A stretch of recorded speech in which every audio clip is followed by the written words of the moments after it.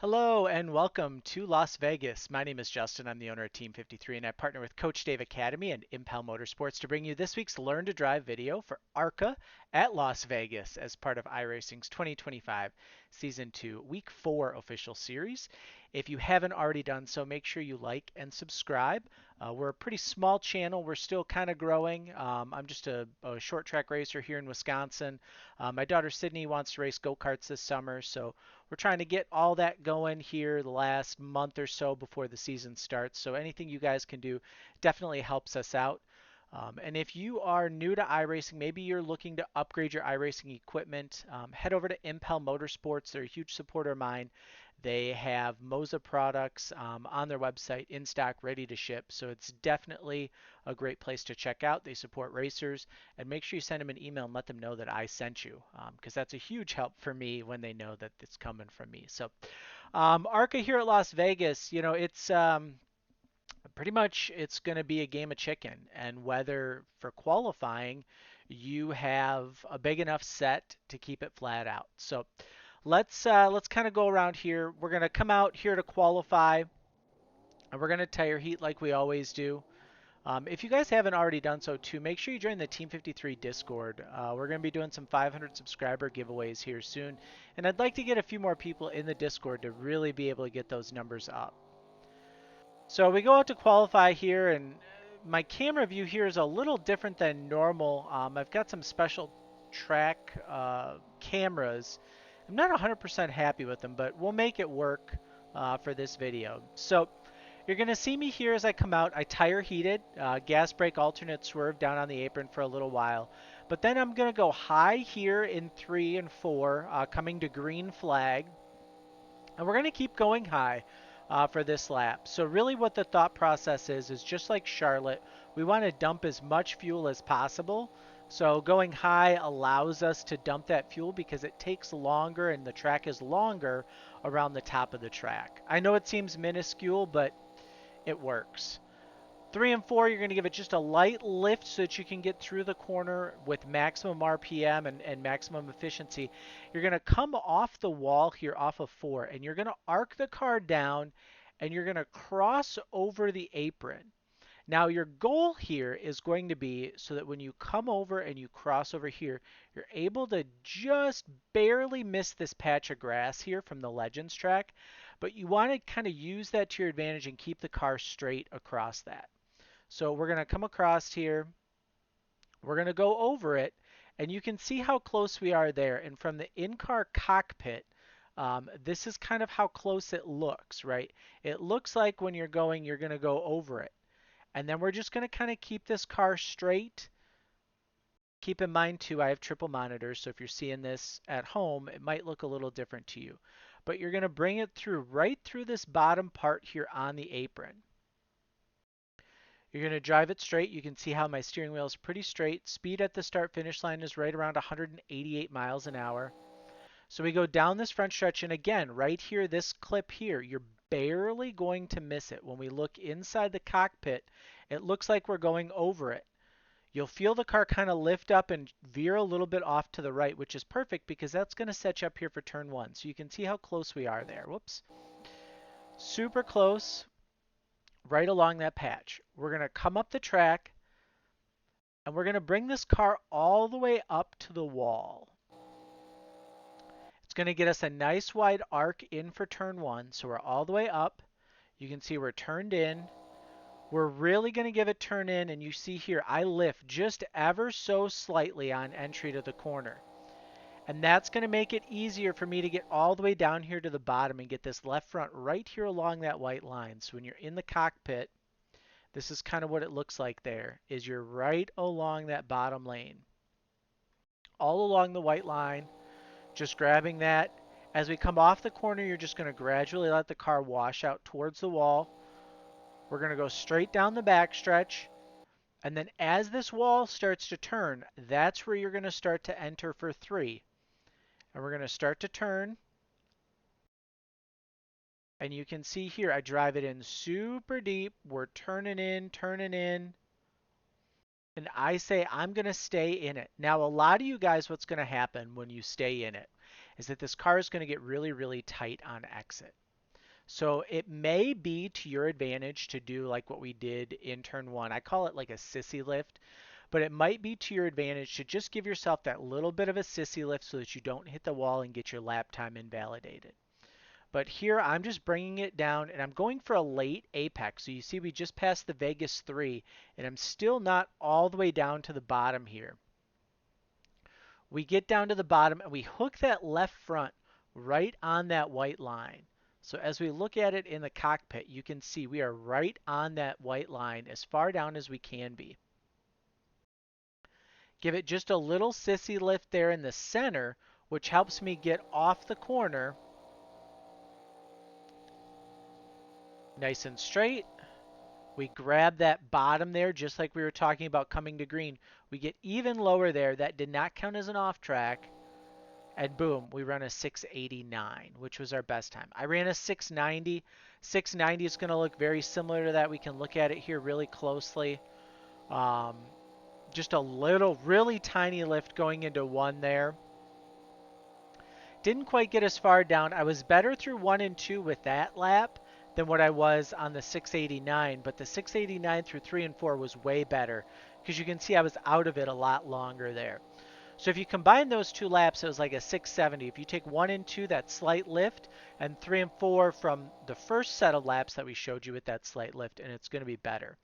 But let's take a look here. You guys always like to look in car, so I'll give you in car coming off of turn 4. We'll just kind of follow along here. So here you go.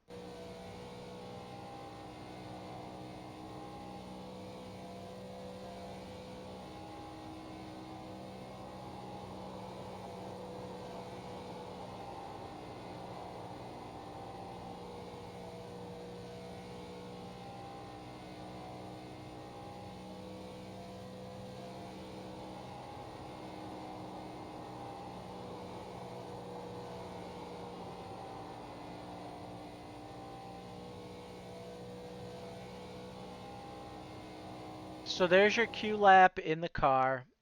Pretty good lap there, like I said. Just kind of full tilt. We're going to do something here a little different than what we've done in most weeks. So this was me running a 10 lap trim, kind of in race trim. And you see it's like an 86 first lap is really the best. But then it trails out to a 43 at the end. And you can see tire wear wise, we were at about 90% on the right front, 94 on the right rear. This was after I did a race run. So what we're going to do now is we're going to kind of hop out and I'm going to go get in the car and I'm going to run 10 laps on the bottom and we're going to take a look at tires and I'll show you guys how to bottom feed if you want to bottom feed for a long run. And then what we'll do is we'll check tires and we'll go run 10 laps high side hustling.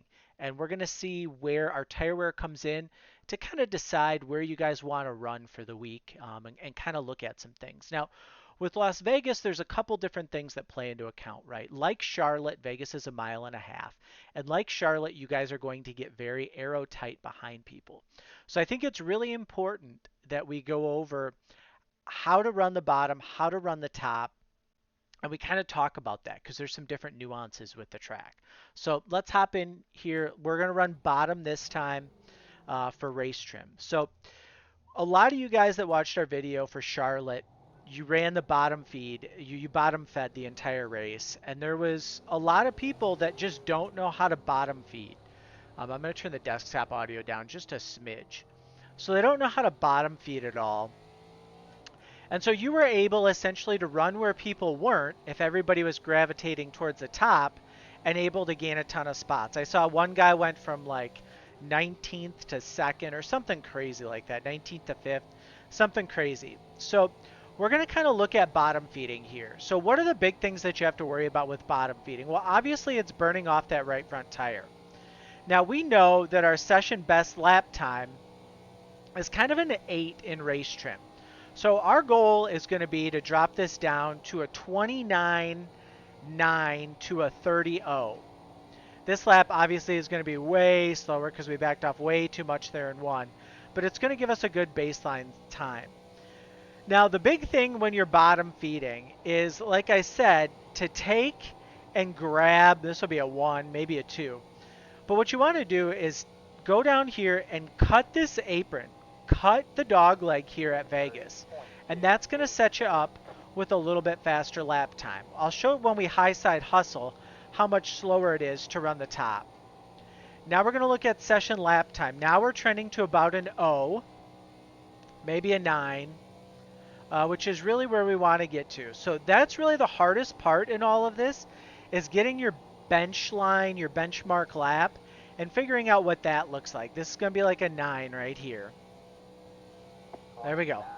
This is probably about perfect. So now what we want to do is we just want to run a few laps and just try and keep that exact same speed going. No faster, no less. And you can see here with the bottom feed, it's pretty easy. You just drive into the corner, you lift, you bring it down to the bottom. Once you kind of get through center of the corner, you get back on, you drive it up off, and you have plenty of room on exit to where you're not going to hit the wall. Now the big thing with ARCA, and this is a really difficult concept to master, is that you really, really have to be gentle with your throttle, right?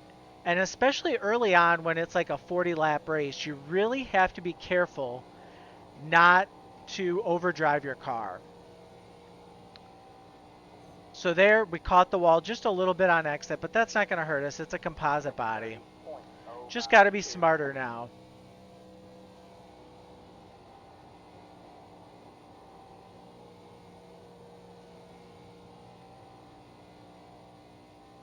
So you can see here, we're just hanging on with a 30-0.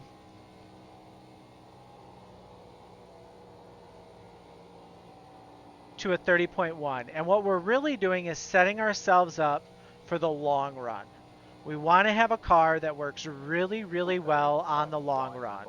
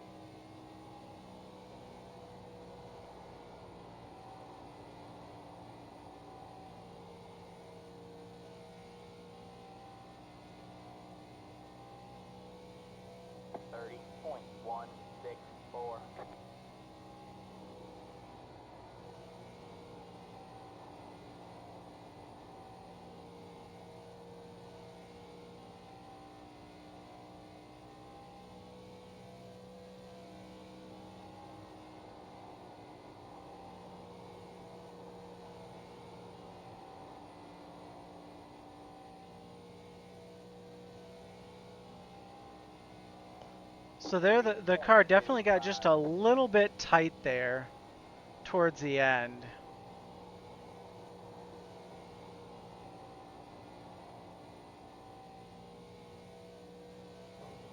Ah, just not paying attention there.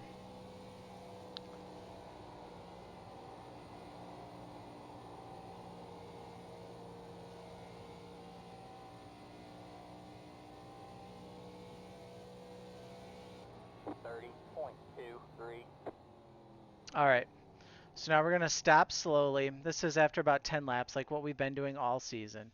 And let's go into our garage and let's take a quick look here and see where we're at in terms of tire wear. So prior to this, we were at 90-94 on the right front after about the same amount of laps. And now we're looking at about 93-ish, 94, somewhere in there. So you can see that we've kind of improved those numbers drastically. So we got a pretty good look here. 257, 267, so our tires are cooler. We've got more tire tread everywhere. Even the left rear is even down a couple degrees. So let's let's go hop in and let's do a little high side hustle. And I'm going to take just a couple practice laps just to kind of get the feel, and I will be right back for you guys. You probably won't even know I'm gone. All right, guys, we are back in the car here. I'm in it. So, as you saw on the bottom, it's pretty easy. You just kind of lift going into the corner, bring the car down, and get back in. Now, the top side is already considerably slower. So, when you go to the top side, the big thing that you're going to have to watch for is going to be the amount of speed that you're burning off. So let's go back to our session best lap, and let's just kind of look at what the top side looks like. So automatically off the drop, if you run the top side, usually at most tracks on iRacing, you're about 0.2 slower if you're pushing 100% that you can. Now there used to be a theory too with iRacing that the bigger amount of time that your steering wheel is turned, the more tire you are actually using. So we're going to kind of test that here a little bit today. I mean, as you can see here, we're already pushing a 1 and we're down the back stretch. Running the top. So we're about 0.8, about 7.5 tenths slower than our session best lap. So 45, and that's pushing pretty hard, running up here around the top. And what I'm defining the top is you see this kind of black seam and the last kind of set of dots that are on the track in the corner. That's really what I'm using as my top lane. And I think most people that run here pretty regularly would agree. So I'm just really putting the left side tires on that. I'm coming down here. I'm cutting the dog leg just because otherwise it's going to give you so much more time being wasted. Now the big thing with Vegas 2 that you have to watch out for is that middle lane in 1 and 2 particularly. Nobody really likes to run that simply because there's a whole bunch of bumps right there in the middle of that, and a lot of times it will cause issues. There was a time in C Fixed when we ran that middle lane, and if you could get it to work over those bumps, it was absolute dominance. But anymore, I think everybody has moved more towards either running the very tip top or running kind of the bottom. But it's kind of the same where it's just a little bit of a lift. I feel like, though, running the top is a lot easier, and I'm not having to run quite as hard through the corners. I don't feel like the car is using as much tire, but we'll kind of see here in another 5 to 6 laps with tire wear and just kind of see where we're at.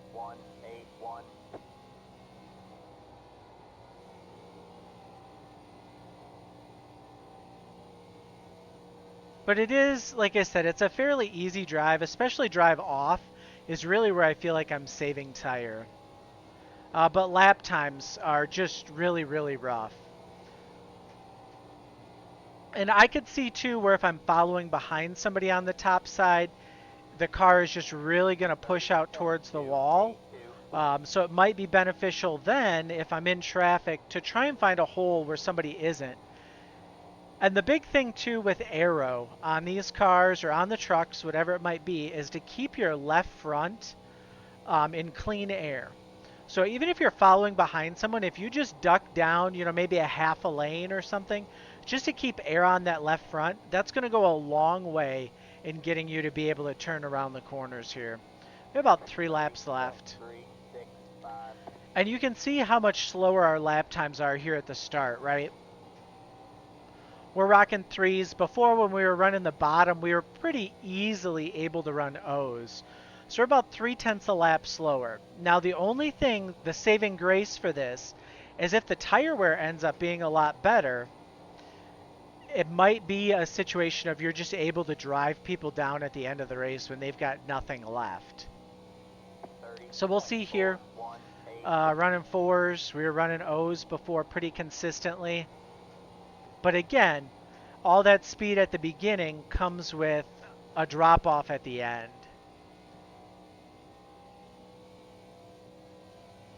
And I'm just using these dash lines in the corner kind of as my guideline. And this seam right here that you see right in front of me as my other kind of barometer here to know where we're at on track. Next time by will be, this is our last lap of this run. So we bring it in, we grab that seam with the left front, we just kind of straddle it if we can. And then on exit, we want to push up to give the bottom lane a little bit of room.